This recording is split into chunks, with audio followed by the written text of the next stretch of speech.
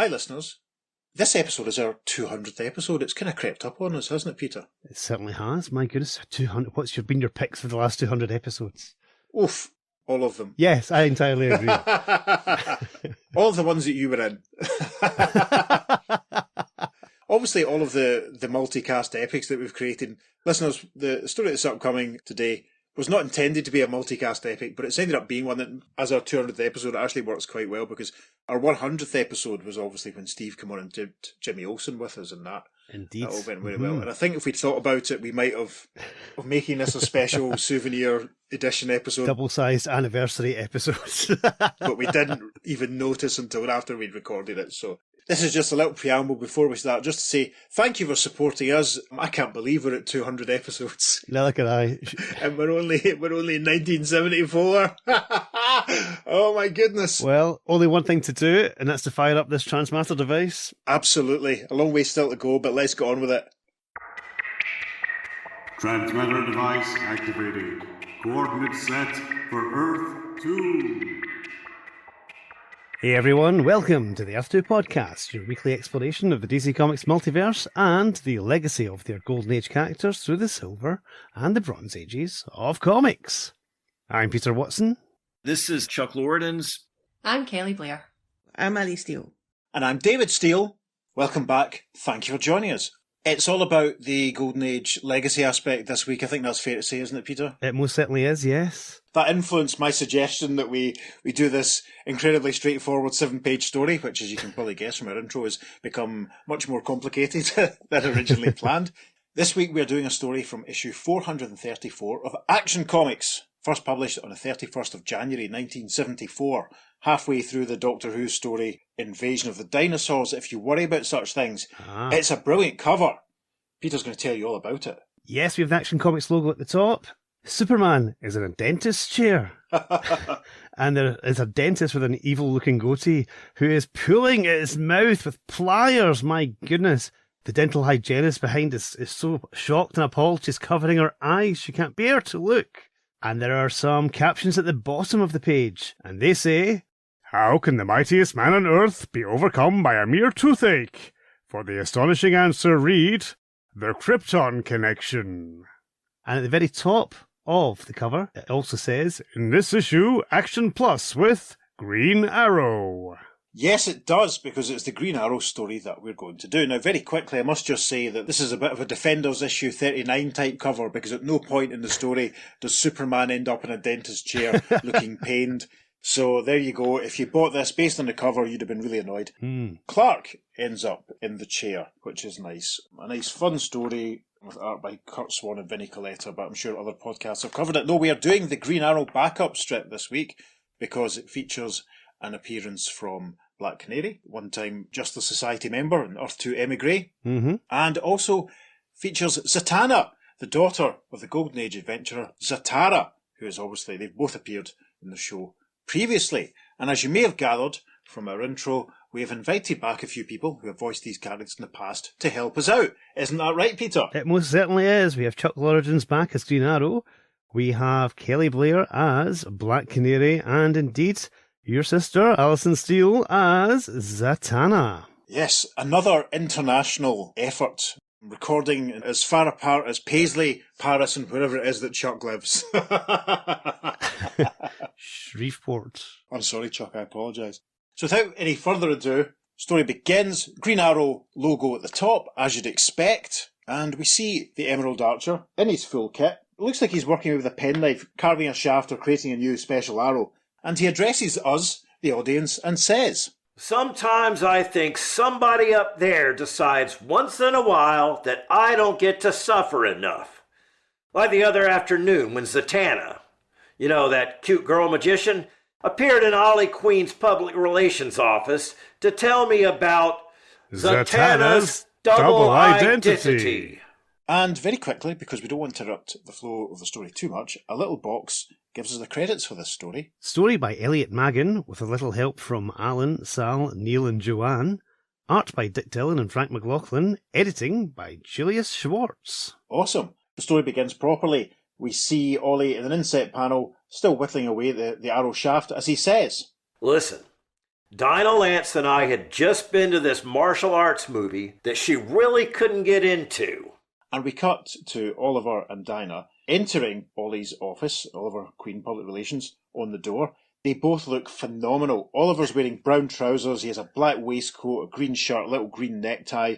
Dinah's wearing pink flares, Cuban heels. She has an orange crop top, which is sort of tied around her midriff, and a purple over-the-shoulder bag. Doesn't have her black canary wig on. They both look as 1974 as you could possibly imagine. Mm-hmm. Oliver narrates the next panel, saying, Sure, Di said she loved it, but she lied. And when we went up to my office afterward...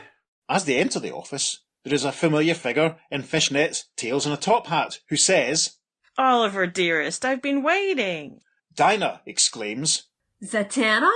and Ollie says, Well, this is a pleasant surprise. but he's interrupted as Zatanna plants a smacky big kiss right on the chops, saying, Oh, I'm so glad you're back, darling.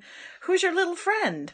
and Dinah bristles at this. She looks furious. She says, Who's his? Why, you magic mongering? we turn the page, passing a great full-page advertisement for some 100 pages, none of which we'll be covering on the show. And Oliver narrates the caption for the first panel on page 2. All I did was innocently walk into my office and got caught between two steamrolling women. Ollie stands back, looking from right to left as Dinah squares up to Zatanna. Dinah saying, Oliver, are you just gonna stand there and let this little twerp treat me like some kind of clod? Honest, I don't have any idea what's coming off with and then that. Oliver is interrupted by Zatanna, who says, Oh, I know. She must be one of your clients, like the hanger-on with the chocolate fudge shop, right, Oliver? and with that, Zatanna takes Oliver's arm and tries to lead him away from Dinah. Ollie exclaims, and Dinah, who appears to be reaching boiling point now, says, What? Who told her about that? Oliver, if you... Then Oliver picks up his narration again, saying, Dinah was about to hit the roof, or Zatanna. But being a judo expert, Pretty Bird knows how to hold her temper. and with that we see Dinah making her exit, looking back at Ollie and Zatanna, saying, If I stay around here, I won't be responsible for my actions. I'll trust you to sort this out on your own, Oliver. and as Dinah goes, Ollie looks after her, saying, Hey, don't leave me alone with... Oh. as Zatanna grabs at his arm. Oliver pulls his hand away from Zatanna, saying, Now look what you've done. You made her leave just when we were about to go to that burglar-proof bank demonstration. Why do you bother to humor her, Ollie? You're too nice a guy, that's all. The next panel is one of those floating head narration shots that we've become so used to over the years. As Green Arrow says, I figured Zatanna had to be under a magic spell, but I sure as cranberries didn't want to be alone in the office with her, so... Oliver takes Zatanna by the arm and makes for the exit, saying, All right, pretty lady, now we've got a date. A rival promotion agency is demonstrating a new anti-crime system at this bank, and I've got to see it. to which Zatanna enthusiastically declares. Dynamite! Green Arrow narrates the start of page 3, saying, Listen, this PR rival was trying to sell the town on this new burglar alarm, see? and we see Oliver and Zatanna getting out of a taxi in front of a building which is labelled the Star City Savings Bank. So that's pretty cool. As they're getting out of the cab, Oliver is saying, The idea is to hook up the alarm with the central computer bank, which would calculate who the criminals are even before they finish the crime. Scary, huh? Sounds weird. replies Zatanna.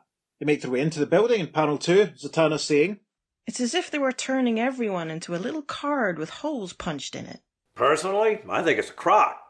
But I've got to keep up on the competition. As they make their way in, Oliver is thinking, All I know about Zatanna's hokey magic is that when she says words backwards, whatever she says comes true. Guess I'll have to humor her till I figure out how to shock her into reality. Just hope she doesn't shock me into fantasy first. and while Oliver's been thinking this, we can see a man giving the presentation to the assembled crowd. Slightly overweight fellow, balding, greying hair at his temples, thick sideburns, thick moustache, brown pinstripe suit, beige waistcoat, massively knotted, no doubt a kipper tie, massive collars. He couldn't look more 70s if he tried, and indeed he is addressing the crowd in panel 4, page 3, and he is saying, Ladies and gentlemen, it is my pleasure to announce the first public demonstration of the all-computerized Bellstra burglar detection system. This bank is now hooked into the master crime computer network at the FBI building in Washington, D.C., where there is complete file on every man, woman, and child in the country. And as he's been saying this, there's an insert shot of people in white lab coats operating a massive computer. Kind of looks to me like the layout of the time tunnel base from the 60s TV show. As the man finishes his little chat, Oliver turns to Zatanna and says, You'd think that grown men had better things to do than to try to figure out whether an unborn child is a communist or not. But then, the man has been giving the presentation, who looks really like he's been drawn by Neil Adams in this panel. Maybe that's what the thanks at the start were all about. He's now saying, For a demonstration, these two gentlemen will proceed to, rob the bank. And he gestures to his left as a man in an orange jumper and kind of purpley brown slacks and another guy in a brown suit wearing a hat, both of them bearing pistols, enter the room. The guy in the orange jumper says, Everybody back off! The guy in the brown says, This is a heist! Then Green Arrow narrates the next caption, saying, As the phony hold-up men came closer, I noticed something extra phony about them.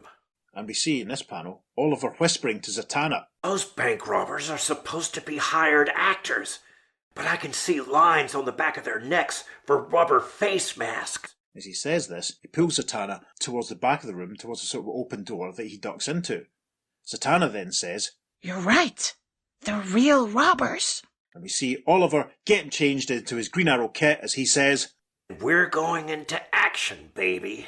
Green Arrow's narration for the next panel reads, Before anyone could blink an eye, I swung across the room to the teller's window and... Presumably he's fired the line from his arrow. We see him standing on the counter, and he says to the bad guys, All right, you crumbs, come along peaceably and there'll be no trouble. The man giving the presentation says, Green Arrow, you're making a fool of yourself. These aren't real bank rob... Oh! But he stops, because the man in the brown hat bearing the pistol has put the pistol into his back. The guy in the brown says in the next panel, Bad move, Arrow. Now you let us out of here, or Fats has had it. Green Arrow reaches back into his quiver, saying, I warned you, clowns. In the final panel of page 4, he dashes off, fires off 2 arrows towards the bad guys. That panel is definitely going on the socials. First panel of page 5, Green Arrow's narration continues. That's when Zatanna startled me by taking a hand in the matter herself. And we see in panel 2 that Green Arrow's arrows have reached their targets. They basically fired them both into the barrels of the pistols that the 2 bad guys were pointing at the room. Green Arrow looks to his left and sees, well, very helpfully, he thinks, Holy Hannah, Zatanna's using judo as well as if she were Dinah, the Black Canary.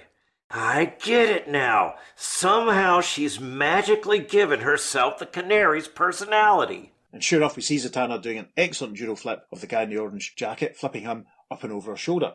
Green Arrow's narration continues. I purposely lunged clumsily at the other baddie, pretending to miss him by accident, and chose my words carefully. As he moves forward, GA says, I know you. The wanted criminal ebb and flow. Ah! The is because Green Arrow seems to have run himself straight into the wall. We see the guy in the brown removing the arrow from his pistol, saying, All right, Crusader, you've had it.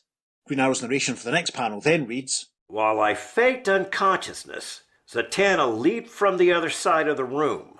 And we see Zatanna gesturing towards the bad guy in brown, and she says, Ebb, flow. And an asterisk brings us to another caption, which reads, Read what Zatanna said backwards and you'll understand what's happening here. Tricky, huh? Author. Yeah, and contrived too. Editor. Yes, and what we actually see, if you read Zatanna's dialogue backwards, of course, is B, wolf, and we see the guy in the brown metamorphosizing into a wolf. Goodness me, in the next panel, Green Arrow helpfully reawakens and punches the wolf out, saying, You did it, Zatanna. You used magic to turn that man whose name you thought was Flo into a wolf. Zatanna looks dazed, almost as if she's kind of in shock, and she says, Zatanna? Magic? And in the next panel, she looks a little bit more sure of herself as she says, Yes, of course. I'm coming out of it now. I remember. Agnak, cab, ot, anam. That, of course, means change back to a man, and that's indeed what we see. We see the wolf changing, looks rather painful actually, back into the guy in the brown hat. In the final panel of page 5, Green Arrow and Zatanna smile at each other. Hi, Zatanna. Hello, Green Arrow. Turn the page again. Plus another interesting DC House ad. It mentions, amongst others, Witching Hour, Commandy and Weird War Tales. And Green Arrow narrates the first caption for page 6. Zatanna had a kind of guilty, embarrassed look on her face, all the way back to my office, where... And we see them arriving back at Oliver's office as Green Arrow says, All right now, what's the story, Magic Lady? Well, I was trying to capture this gang of gem smugglers yesterday, and I decided to use a bit of judo. The next couple of panels are now narrated by Zatanna's disembodied head, as she says, So I magically gave myself the abilities of Black Canary, the best judo expert I knew. And we see Zatanna in a nice rippled flashback panel, fighting a few bad guys, kicking them and knocking them around, as she's saying, Anna Taz Emo Seeb Kalb A Ranak. which obviously translates to Zatanna become Black Canary. Zatanna's narration continues for panel 3 of page 6. But in my haste, I neglected to avoid taking on Dinah's personality too, and that personality involved being in love with you. And this rippled flashback panel takes us back to the beginning of the story as we see Dinah Lance walking out in a huff with Oliver and Zatanna looking after her. We return to the present for panel 4, Green Arrow and Zatanna, and Green Arrow's saying, Oh, so it was all an accident. Dinah will be pleased to hear that. Sure, Ollie, an accident. Sort of. And then at panel 5, she leans in for another smooch, saying, See you around, big fella. to which Ollie declares, Oomph. Ollie's narration for the final panel of page 6. And that was that, I hoped. And we see an exhausted-looking Green Arrow sitting down in a large, comfy chair. We arrive at the top of page 7. Green Arrow's narration continues. But just as I thought I could finally sit and relax for a while... With a crack, the door to Oliver's office splits as a familiar fishnetted, booted leg kicks the door down and an angry voice yells, Where is she? Let me get my hands on her and she'll think she was hit by a truck. Green Arrow stands up saying, What in the name of... and we see in panel 2, her hands raised in a judo-type position, the Black Canary. Green Arrow says, Hey, pretty bird, I thought I was the one with the wall-breaking temper. I've been seething for an hour over that black magic witch, and now I'm ready to... But Green Arrow leans forward in panel 3, taking her by the arm and saying quietly, Ready to do nothing, m'lady. Calm down, hey? Oh, Oliver, I just don't know what to think. I mean, first you make me love you, and then you... And Oliver says, as he deftly whips off Black Canary's blonde wig. And then I what, Dinah? Listen. He narrates the next caption, saying, I explained the whole story, and it made her feel better. in the next panel we see Green Arrow and Black Canary sitting cosily down on a massive couch. Mm-hmm. Canary saying, I'm so sorry, Oliver. I just thought, never mind. And then she says, in the final panel of the story, Oh, Oliver, and to think what I was ready to do to Zatanna. I'll have to apologize to her, too. and a slightly shifty-looking Green Arrow says, to conclude matters, Well, you don't have to go that far. and a small caption reads, The End. Next issue on sale during the last week in February. And we're recording this episode in the last week of February. We certainly are. What an amazing coincidence. Well, that was fun. That was a nice little almost team-up of Green Arrow, Zatanna and Black Canary. Your thoughts, Peter? It certainly was, yes. Thoroughly enjoyable. And steeped in Golden Age legacy there. Yes. Certainly that's how we're justifying it, and it's fantastic. So Yeah, absolutely. And, you know, when I noticed this one, God, it was about a year ago, actually, it was only 7 pages. I was like, to Pete, there's a case to be made to do the Action Comics 434 backup story, and Peter looked it up and was like, yeah, it's only 7 pages. And obviously we thought, great.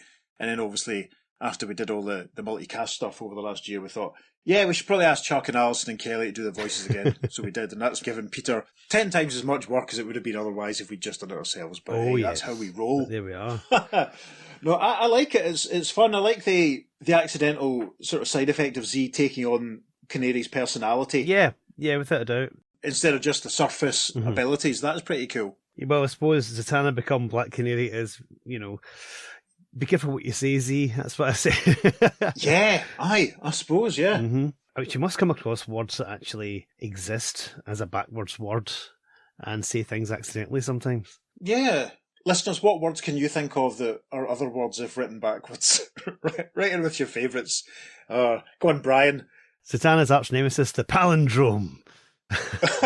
Yes. Can you imagine what happened the night Zatanna went to see ABBA in concert? Excellent. Well, the palindrome could team up with the Green Arrow villain Onomatopoeia. Is there a Green Arrow villain called Onomatopoeia? Yes, there is. Wow! I did not know that. When did they appear? I think it was either in Kevin Smith's run or in Phil Hester's run. Oh, God, you're right. I remember the cover. Yeah. Yes, with all the bangs. Mm-hmm. Yeah, I remember that one. Gosh. Well, I, for one, look forward to when Chuck does that story on his podcast. Yes. That's a very good time for us to mention. Chuck, who was Green Arrow for us today, has his own Green Arrow podcast that he's just started. The Boxing Glove Arrow podcast. So you should definitely check that out. In fact, Chuck's made a lovely trailer for it. So take it away, Chuck.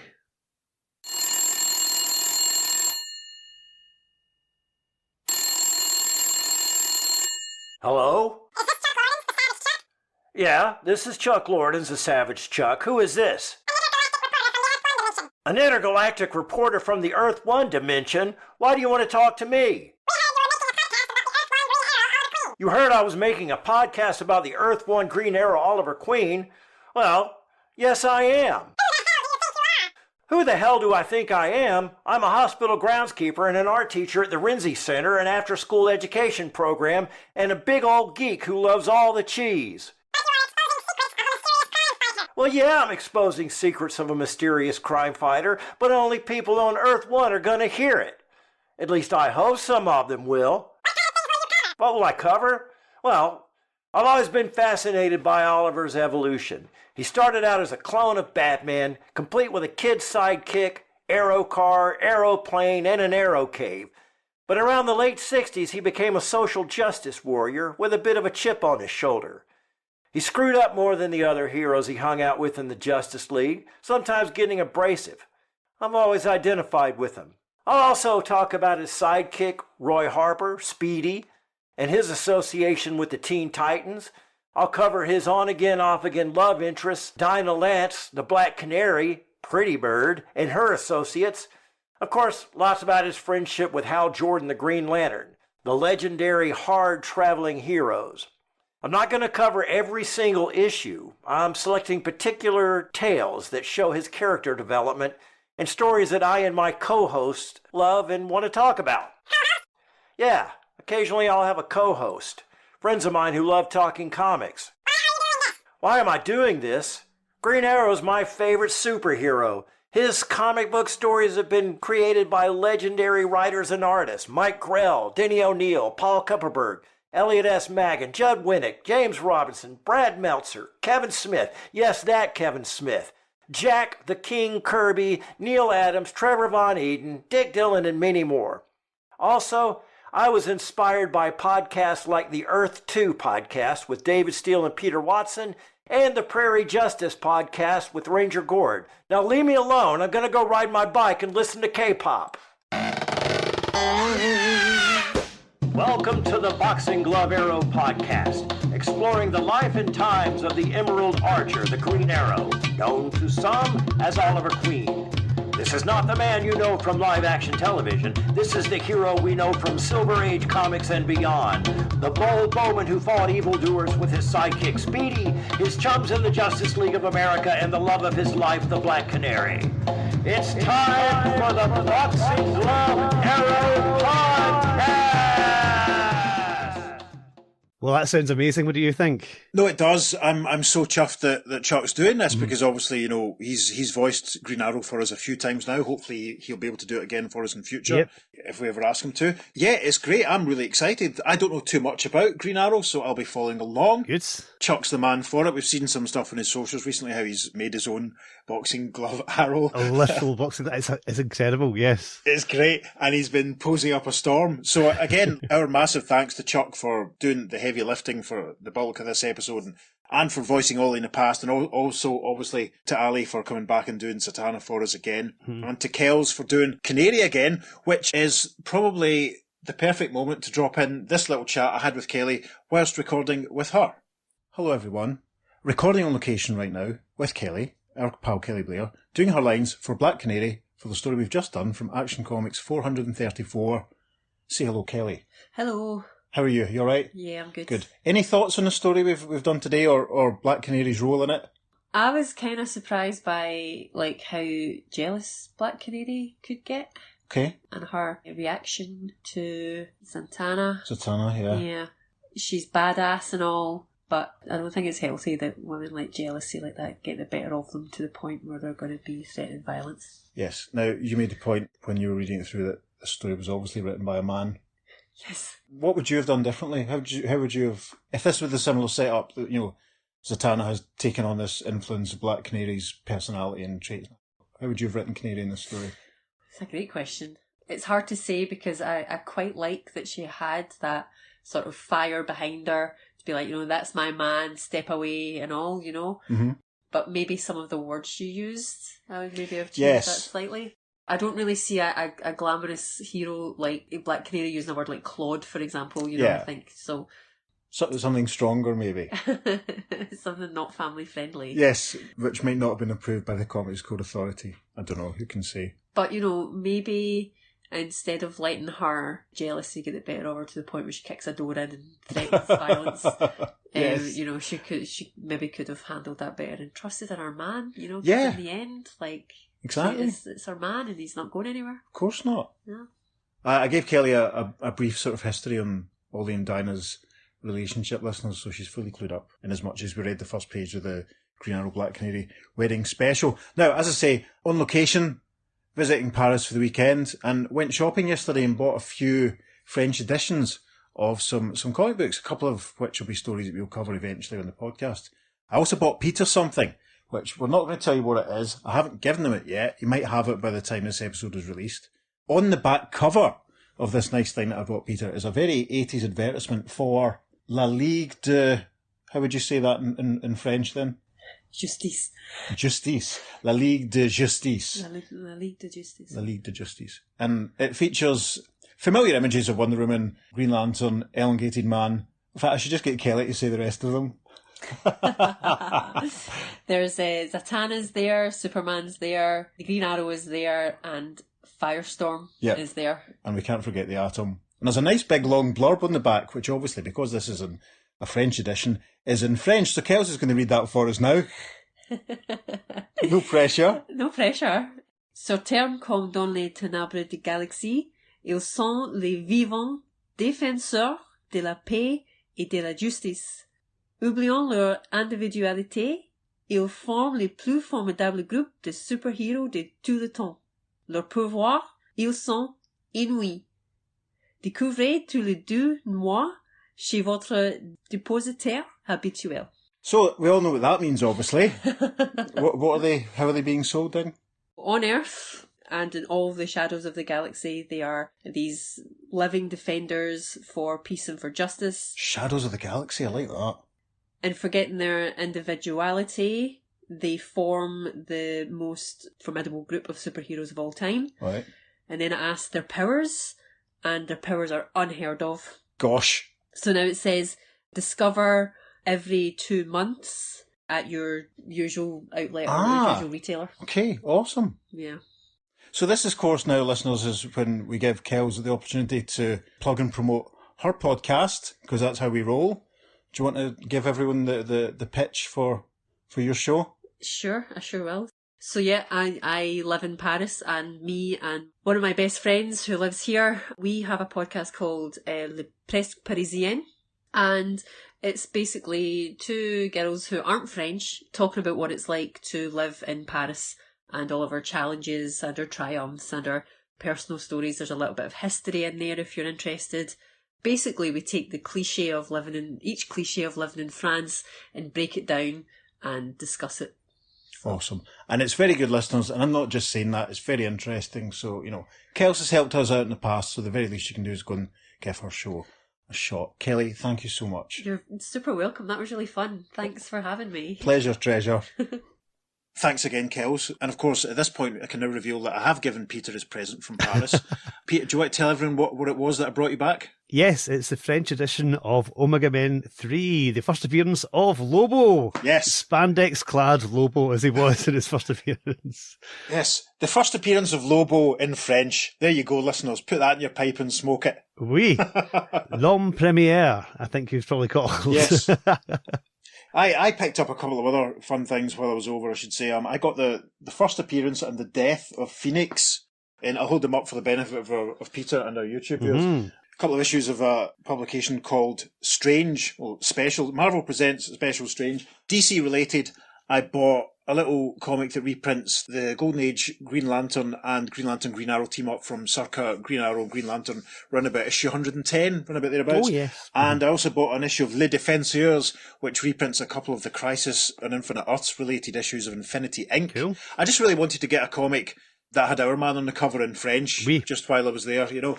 And I tell you, listeners, I don't want to say it now, but flicking through this Infinity Inc. story in French, one sort of conception that I'd had about the Crisis and Infinite Earths for decades has been kind of blown out of the water. Le gasp. I shall say no more at this time. Sacre bleu. But yeah, so yes, I had a lovely trip to France. It was great. Thank you to Kels for putting up with us. Yes, thanks again to both Kelly and Ali for doing their voices. That was absolutely incredible. Thank you. Yes, it's always appreciated. So we'll skip ahead to Action Comics 438 for Superman in Action for the contemporary reaction. So I'll read some of the first letter because obviously a part of it is dealing with the Superman story. Really, the correspondent is asking, where is the Superman of the 70s? Where is the man burned with powers of the gods? He continues, blah, blah, blah, but then he says, although Green Arrow is definitely a 70s hero, it's in looks only. Zatanna's double identity was the best backup feature I've read since the Elongated Man ran in Detective Comics in the 60s. I love the way GA starts out every story with his own introduction, and I also like his personal narration as the story progresses. The Zatanna-induced confusions and jealousy were handled well. Miss Z never looked better than under the pencils and pens of Dylan and McLaughlin. She's one of my favourite characters, certainly the most fun, which is why she fit right into the Green Arrow slot. Seeing Zatanna act and fight like Black Canary was amusing, and page 5's Hi Zatanna, Hello Green Arrow was priceless.